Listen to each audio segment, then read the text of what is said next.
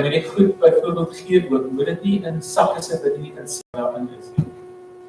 Was die klere voor jy dit gee? Sulke praktiese goed. Maar in elk geval, ek gaan nou net weer verwys na die boekie. Die Christuskers herinner ons dat die Here Jesus Christus hierso is. Ek gaan nou afkyk en iemand gaan dit aansteek. Die een wat eerste in die woord is, kan dit aansteek. Die 3 van julle met julle hande opgesteek het. Sit, skynbaar op die plek. Dankie, Stein. Ek dink ons moet meer kers hier voorkry, ons meer kans gekry. Die Christuskers herinner vir ons daaraan, soos die vlammetjie skyn en die lig na die wêreld gekom het. En die Here nou hier is, mag julle dit in hierdie erediens beleef as 'n werklikheid. Een van die mooiste gedigte in die Bybel kry ons Psalm 19. En ek wil hê jy oë toemaak en dan jy verbeel die son is besig om op te kom. En die nag word dag. Die hemel getuig van die mag van God. Die uitspansel maak die werk van sy hande bekend. Die een dag gee die berig weer aan die ander, en die een nag deel die kennis aan die volgende neer.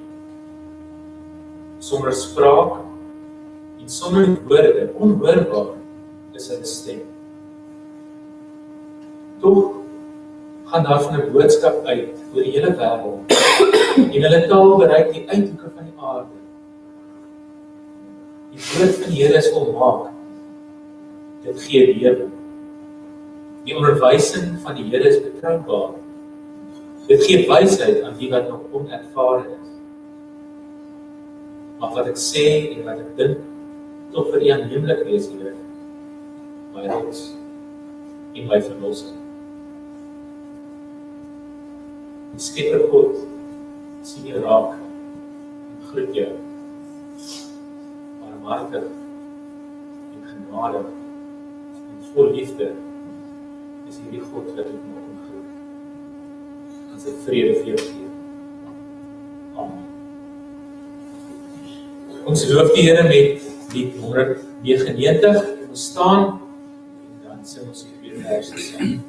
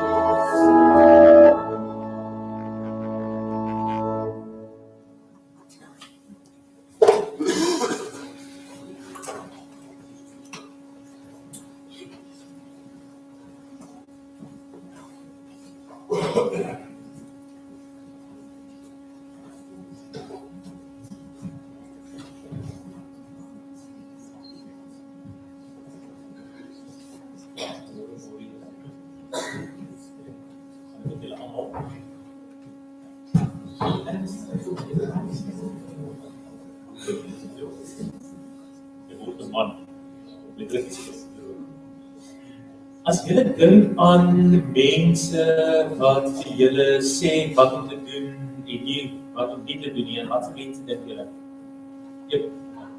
Jou ouers, pa en ma, sê dit jy wat om te doen of wat om nie te doen nie? Al twee. Wat se mense dan nog? Dink bietjie in die skool, wie staan? Jou boetie en sussie, daai is belangrike. Onderwysers, En tronkselle, nou wie, hoe kom jy daar uit? Skole tronk, okay. En wie sien, wat noem jy daar? Ja, die hoof, ek het gesê die tronkbewaarder, maar ja. Die hoof is ook iemand wat belangrik is. Was jy aan die hoofse kantoor gewees? Was jy al daar? Nee. Was jy al daar? Is dit 'n lekker plek gewees? Is jy nie bang nie? Jy hoop jy raas jy reg, jy sê dit nie weet. Is jy al 2 keer laat gewees, is jou skuld. Was ek hoor met pa, dis papa se skuld. Nou met papa, jy soms sê kom. Nee, ek kan my moeilikheid kies met papa en my broer. Waar hy nie vir jou kop staan nie. Goed, onderwysers, jy nie prefek. Ja. Wie is nog prefek hier so? Daar is nog 'n prefek. Sê Jan se tel. Wat is jy nou? Dani, jy graad 7. Gaan nie wees nie, ek was so lank met dit. Oppas. Jy seker is nie hoërskool nie. Nou prefekte nie, dis ook mense na wie hulle luister. Nee, jy moet na hulle luister. Ja. Is jy graad 7? Ek was jy kan die pensie kry. Is jy graad 12? Nee. Nou, 'n mens moet luister na hierdie mense, is daar nog mense wat mense dit na wie moet luister, is byvoorbeeld verkeerspolisie, nee, as jy na hulle luister nie, dan vermoedelik die polisie, dokter, nee, as jy by die dokter kom en hy sê, jy luister nie met hierdie pille drink, en jy luister nie kom, jy wat is dit? Ja, jy kan dit gaan. Jy moet vir luister. Goed, die Bybel, vertel hoe van mense na wie daar geluister is. En dit was mense wat gepraat het wat die Here vir die mense wou sê. Nou van julle is nou, ek weet nie of julle gaan weet nie. Wie sien mense wat met ander mense gepraat het om te sê wat God wil hê die mense moet? Ja. Die disciples? Ja, nog. Dit is in die Ou Testament, ja. Sy vriende. Was dat? Die profete, Christ. Ja, nog. Vas. Ek gaan vir julle help. Die profete. Weet jy nie waarvan ek praat nie? Okay, dit gaan ook help. Kom ek probeer dit vir jou spesifiek beduid. In die Ou Testament, nee.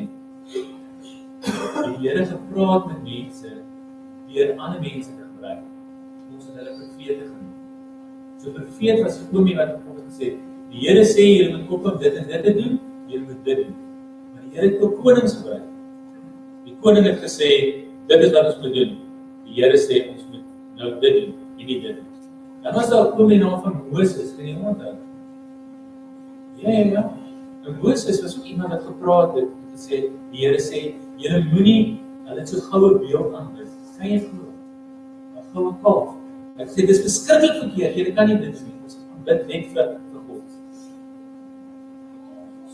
Maar het nie geluister nie. Goed. Nou, baie interessant, na Moses, nee, hy het nooit in die beloofde land ingegaan nie. Na 40 jaar in die woestyn het hy agtergebly, hy is dood daar. Kan jy onthou wie het in die beloofde land ingegaan met die volk? Wie is daar ons naam?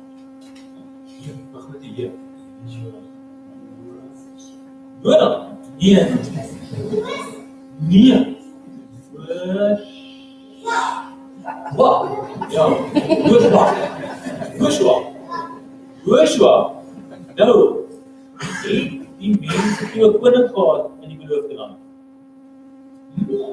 Nee, het nie. En dan weet jy geluister. As hy die konings was hier. Jesus is nie gebore nie. God, maar hoe? Want hy praat mense, ja. Wie was die mense wat kies? Die engele is op 'n manier, maar daar was ander mense. Daar was engele met stelle op gewees, dis mense. Julle gaan nie reg raak nie. Jy kan sê wie was hulle. Hulle was nie konings nie, hulle was Dis soos klaskapteine. Hulle het gepraat en dan moes jy volk luister. Was dit ooms of tannies geweest? Hoe weet julle daar?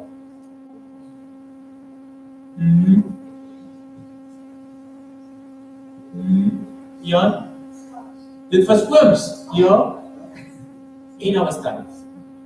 En hulle gaan vanoggend luister na een van die tannies wat 'n regter was. Is dit? Gaan hulle? Waar is die mense wat dit moet leer? Julle moet luister na hulle. Ek het gehoor julle luister nie so nie. Julle gaan verbaas wees as ek volgende week daar vir julle klas gee. Ek is baie ernstig as ek klas gee. Waar is die mense wat klas gee? Gaan jy oor Deborah praat? Ek het net met nie. Wie praat oor Deborah? Gaan jy ook nie oor Deborah praat? Ek nou hierdie hele show van die in elk geval. Die Here het gepraat deur mans en deur vrouens. Nie net deur mans nie. Mans en vrouens moet ewig goed die Here se stem. Julle het weet. Ja. Goed. Is julle reg? Is jy by? Is seker? Weet jy baie wat jy nou gaan? Ja. Okay, almal staan op. En dan gaan julle na julle klasse toe.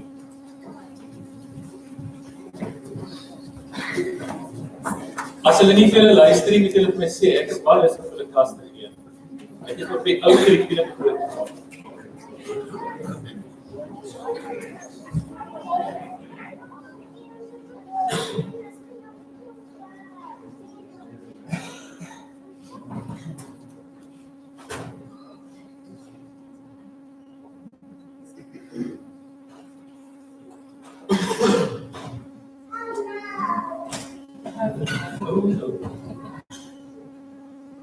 Ons moet vanoggend luister na die wet.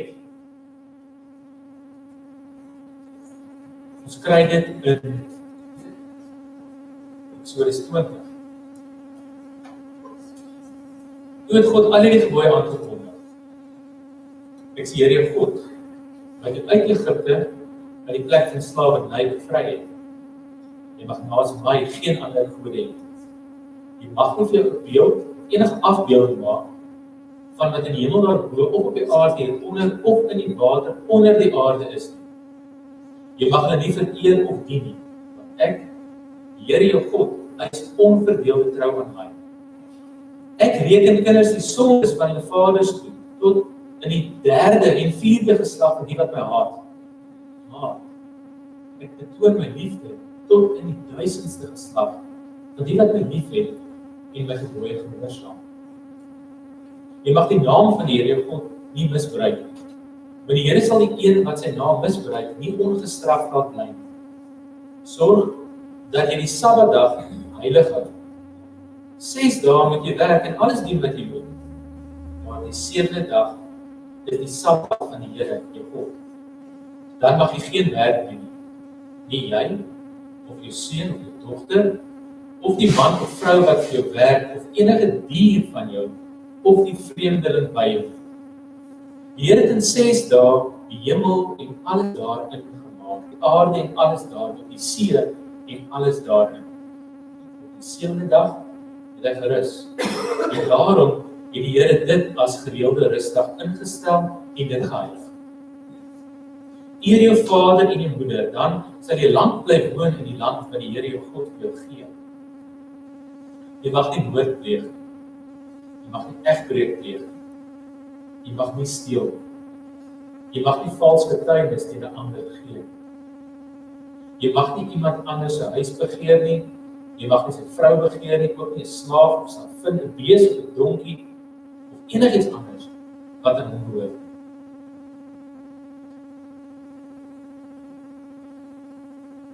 Toe die Fariseërs hoor dat Jesus die Sadduseërs die mond gesnoer het, het by mekaar gekom.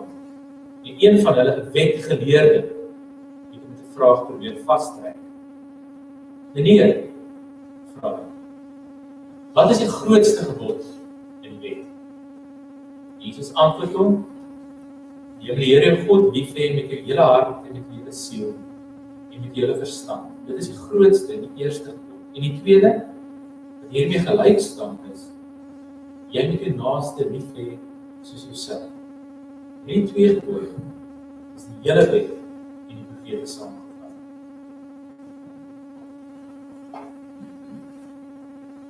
Hoekom het ons die 10 gebooie nodig as Jesus dit alles vir ons opsom in 2 gelyke wette? Hoekom het ons enigstens nog die Ou Testament nodig? Iemand vra dit hierdie week in die Bybelstudie groep. Hoekom het ons nog die Ou Testament? Jesus het ons niks kom leer oor die Ou Testament nie. Jesus kom leer nuwe goed. Jesus het immers dit wat oud was kom nuut maak. Dink gou 'n bietjie, hoe sou jou lewe gelyk het sonder geskiedenis? Dink bietjie vreemd ons eie geloofsverhaal sou wees sonder ons eie skepingsverhaal, sonder inligting op die storie van Abraham, Moses, Dawid. Jesus help ons nie net om vorentoe te kyk nie. Jesus help vir ons om met die regte bril ook terug te kyk.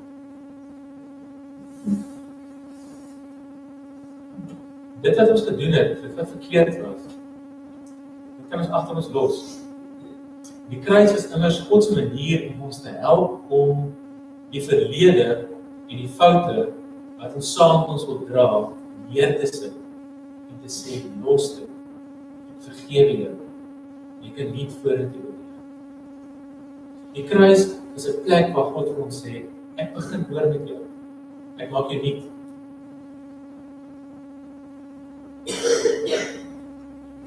Die verlossing aan die kruis is 'n plek waar ons op baie konkrete manier herinner word dat ons 'n God aanbid van tweede kanse.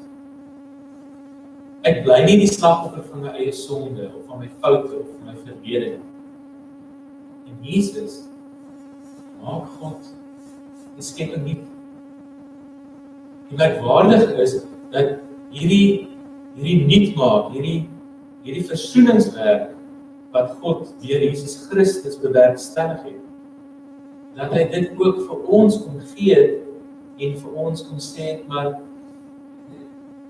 jy word uitgenooi om hierdie versoening, hierdie nuut maak, hierdie nuwe storie wat jy mee kan begin, dat jy dit aan ander kan gaan vertel, dat jy vir ander die hoop kan gee dat ons 'n ou storie kan oorskryf met 'n alternatiewe nuwe storie. En daarom sê Paulus, word ons uitgenooi om bedienaars van hierdie versoening te word. 2 Korintiërs 5 vers 16. Ons beoordeel dus van nou af niemand meer volgens menslike maatstaf nie. Al het ons Christus vroeër volgens menslike maatstaf beoordeel, nou beoordeel ons hom nie meer so. Iemand wat aan Christus behoort is 'n nuwe mens, die ou is verby, die nuwe het gekom. Dit moet nie nog kom nie, die nuwe het gekom. Dit alles is die werk van God. Hy het ons deur Christus met homself versoen en aan ons die bediening van die versoening toevertrou. Die boodskap van die versoening bestaan daarin dat God deur Christus die mens hulle oortredinge nie toereken nie. Die boodskap van die versoening het aan julle toevertrou.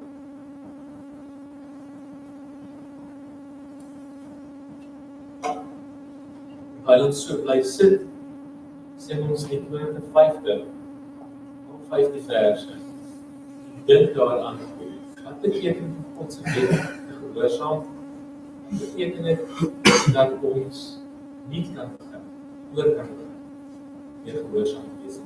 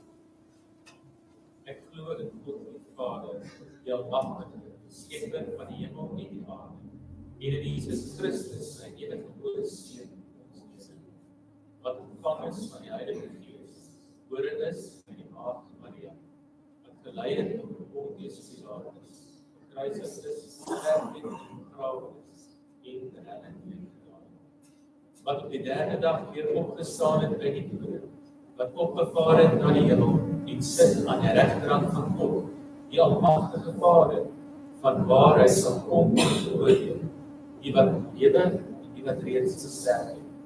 Ek glo in die Heilige Gees, ek glo aan 'n heilige algemene Christelike kerk, die gemeenskap van die heiliges, die vergewing van sondes, die opstanding van die vlees en die ewige lewe.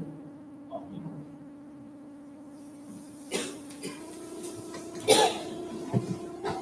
Vanoggend lees ons saam uit nog iemand wat moes praat namens die Here, een van die profete en klein profete, Jona.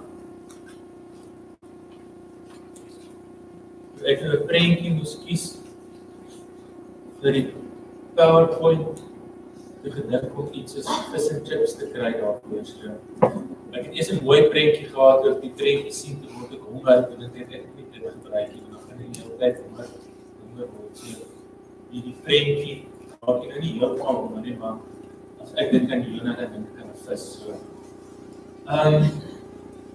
Jona is 'n interessante boek.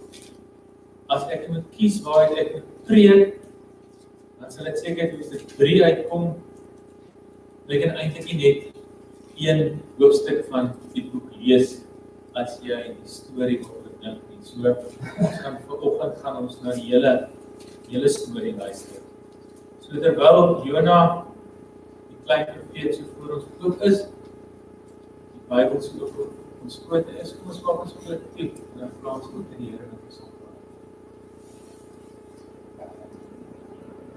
Here, in stiltes, in storms, in die natuur en deur die geliefde langs my, beleef ons die nabyheid van God. As geloofsgemeenskap in die teenwoordigheid en met hierdie eeuoue geskenk van die heilige woord voor, nader ons tot U. Praat met ons, vorm ons en stuur ons. Amen.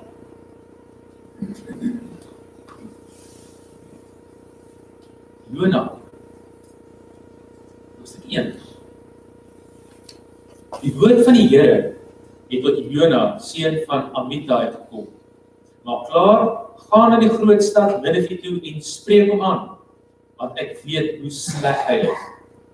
Maar Jona het klaar gemaak om na Tarsis toe te vlug, weg van die Here af. Jona is af Joppe toe, en daar het hy 'n skip gekry wat op vertrek was Tarsis toe. Hy het vir die reis betaal en aan boord gegaan om saam met die bemanning Tarsis toe te gaan, weg van die Here af. Maar die Here het 'n kwaai storm oor die see laat opkom. Daar was 'n baie sterk wind op die see en die skip wou uitmekaar breek. Die matrose het bang geword en elkeen het tot sy God om hulp geroep.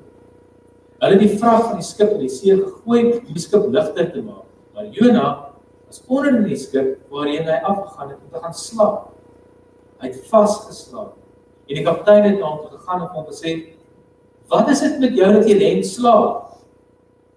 Staan op en bid tot jou God. Miskien sal hy aan ons dink en dan sal ons nie vergaan nie." Toe sê die manne vir mekaar: "Ons trek loetjies sodat ons kan uitvind oor wie hierdie ramp ons tref." Hulle het loetjies getrek en Jona is aangewys. Toe vra hulle: "Vertel ons nou waarom hierdie ramp ons tref. Wat werk jy? Waarvandaan kom jy? Uit watter land en van watter volk is jy?"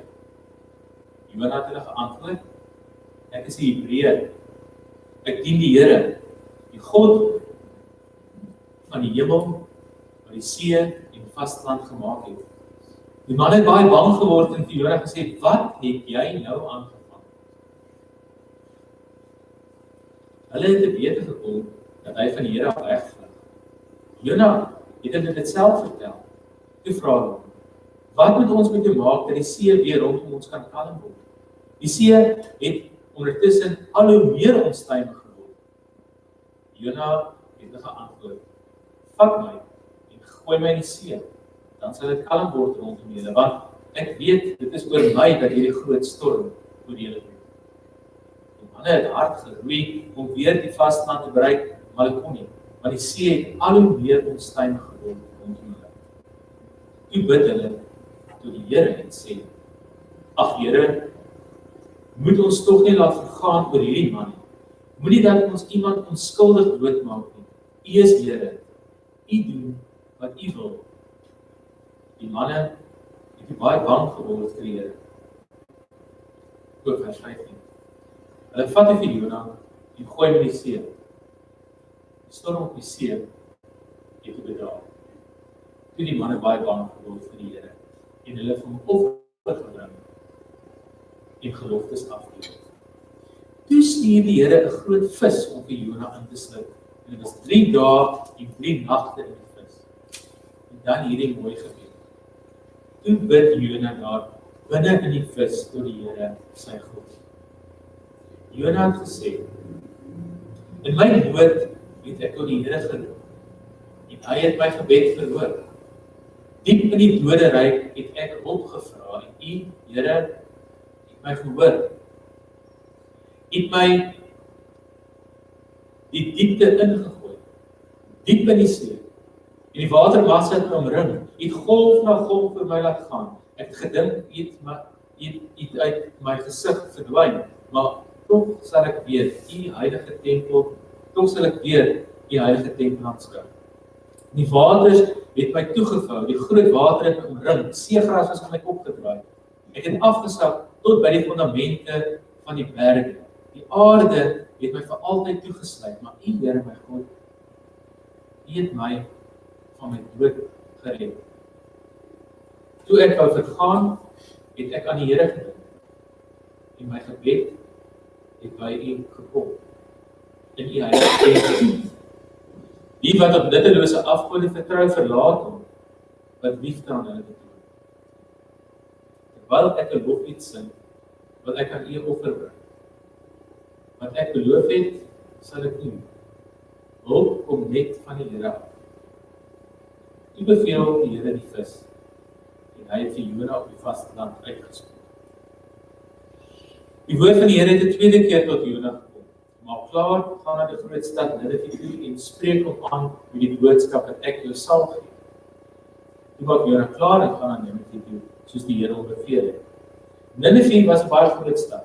Die mens het 3 dae gevat om deur die stad te stap.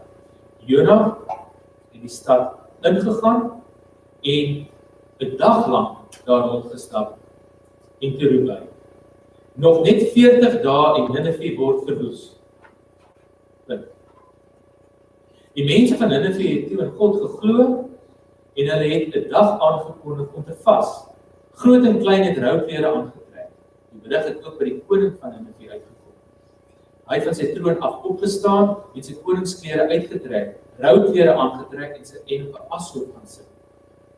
Hy het in Ninive laat proklameer. Die koning en sy raadgewers beveel dat mense, dier, grootvee en kleinvee aan niks mag proe nie, dat hulle niks mag eet nie water mag drink nie. Mens en dier moet rouklere aan hê. En die mense moet ernstig tot God roep en hulle van hulle verkeerde dade bekeer en berou hê oor die geweld wat hulle gepleeg het. Miskien sal God van plan verander en nie meer kwaad wees nie. Dan sal ons nie omkom nie. Toe God sien wat hulle doen en hoe hulle bekeer van hulle verkeerde dade, het hy afgesien van die ramp wat hy gesê het oor hulle sal bring. Hy het nie die ramp gestuur. Hieroor was Jona baie ontevrede en het baie kwaad geword. Hy het tot die Here gebid en gesê, ag Here, ek het geweet toe ek nog in my land was. Daarom het ek reg van die begin af Tarsus toe gevlug.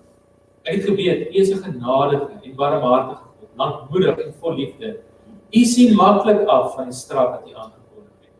Laat ek nou maar sterf, Here, want dit is vir my beter om te sterf as om te lewe.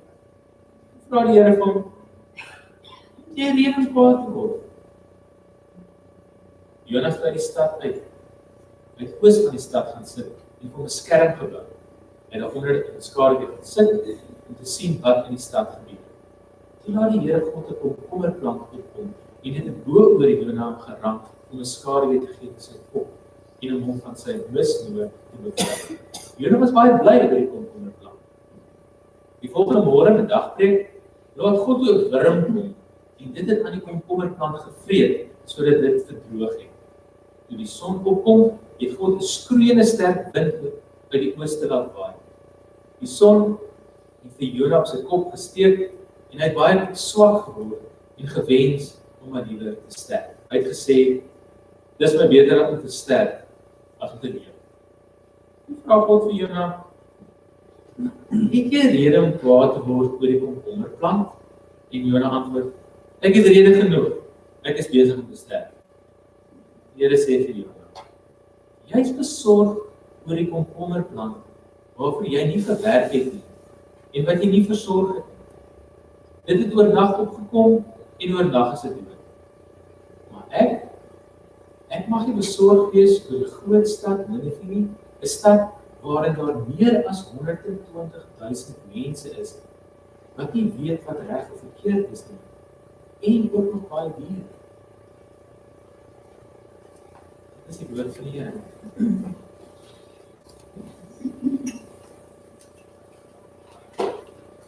Die inwoners van Ninive is baie sleg hier.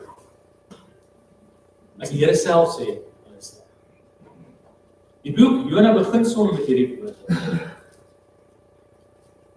Nou, vir diegene wat nie presies seker is waar Ninive was nie, ek het 'n kaart saamgebring, vergeet om op te sit. Dit is klink interessant. Gaan kyk weer 'n bietjie, ek weet nie of dit in die Bybel op 'n kaart is, maar gaan kyk 'n bietjie waar is Ninive. Dit was eintlik 'n groot stad, 'n hoofstad in die Assiriese ryk. Dit is 'n beskiklik belangrike stad. Ons lees hier aan die einde 120.000 inwoners. 'n Groot stad in die hartjie van die Assiriese ryk. En onthou die Assiriërs was op daardie stadium Israel se grootste vyande. En as 'n mens die geskiedenis gaan lees van Assirië op daai tyd, hulle was verskriklik goed daarmee om stede te verwoes. Nou julle sal weet, die meeste stede in die ou nabye Oosterse tyd het mure omgehang. So die beste oorlogswapens kon eintlik niks doen nie. Die Assiriërs het 'n manier gekry om stede se mure te verwoes. So hulle was die top ouens daai tyd om stede in te val. Maar hulle was ook uiters wreed geweest. Uiters wreed.